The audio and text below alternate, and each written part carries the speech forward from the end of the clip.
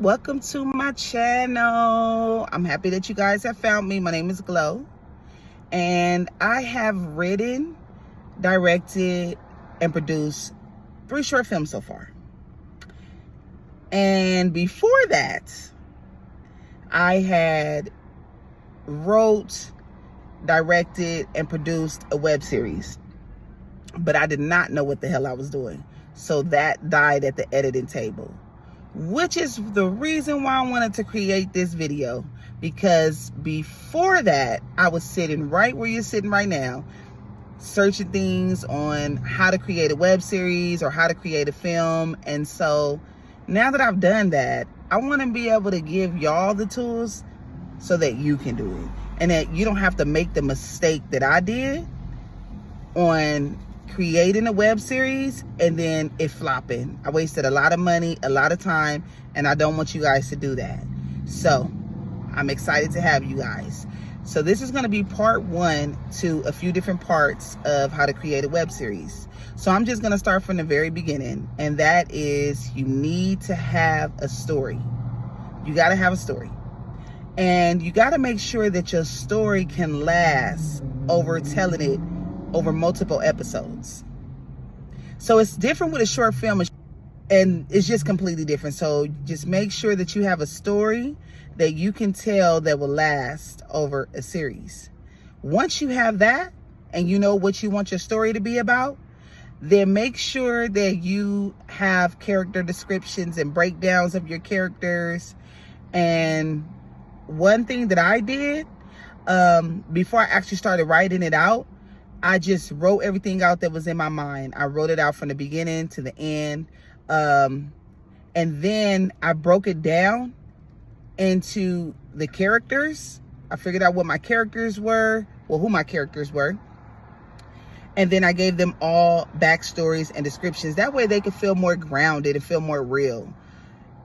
After I did that, then I came up with outlines for the series.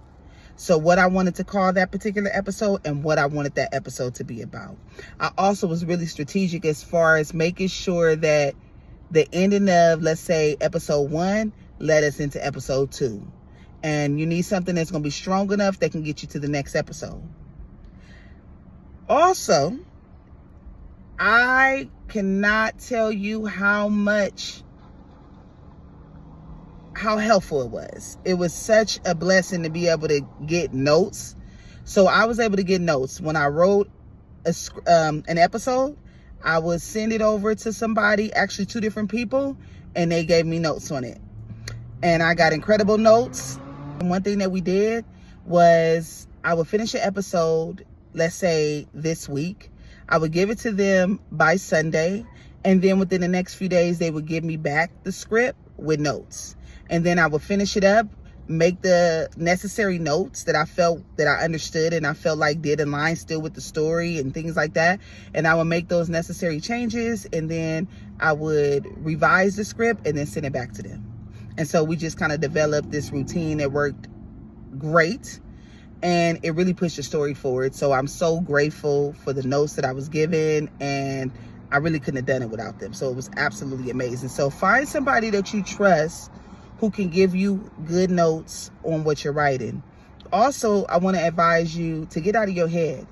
Sometimes we're trying to figure out the story. We're in our head. We don't know. We have an idea, and it's just so many different things that is going on, and you just can't really get it out. So I would say, find that person that you can actually talk your story out with. That way you can get it out your head. Once you have done that, then the next thing that I would say that you start to do after you start outlining your episodes and start creating the name for the episodes, the title for the episode, then start writing it out. Start writing it out. Just write it out as a draft. And then after you write it out as a draft, go back in and relook at it. Have somebody else look at it. Like I said, get proper notes. After you've done that, then you definitely want to start getting with someone who can help you cast it. That's a team. You're going to need an assistant director. You're going to need a DP which is a director of photography. You're going to probably need production assistants, gaffers, sound. You don't want to compromise on your sound. You want your sound good, and you don't want to compromise on your vision for it. So you definitely want to be able to get you a team together. I found places like Backstage to be really helpful with finding crew. I also looked at Facebook groups for film crew. I also just hit up people that I know. I had like cousins in it, my sister, friends in it, my best friends, you know, not necessarily even just in it, but who supported me on the background, who was a production assistant. I might have family who also cooked for the cast and crew. You know, it's just all about executing that vision and just figuring out what it is that you can do with what you have. I know I'm going kind of fast, and I will slow it down and break it down a little bit more on the next video. But also another thing that I want you to think about is your locations, right? So who do you know that have a house? Who do you know that has an apartment? Do you know any local restaurants? Any mom and pop stores? Any mom and pop restaurants? Do you know the local grocery store manager who will let you film in there? Do you know the people that work at the school that may let you film in there? A person that owns maybe a pastor at a church, or whatever it is that you could think of. Just think about working with what you have and who you know, and that is going to cut your budget down tremendously.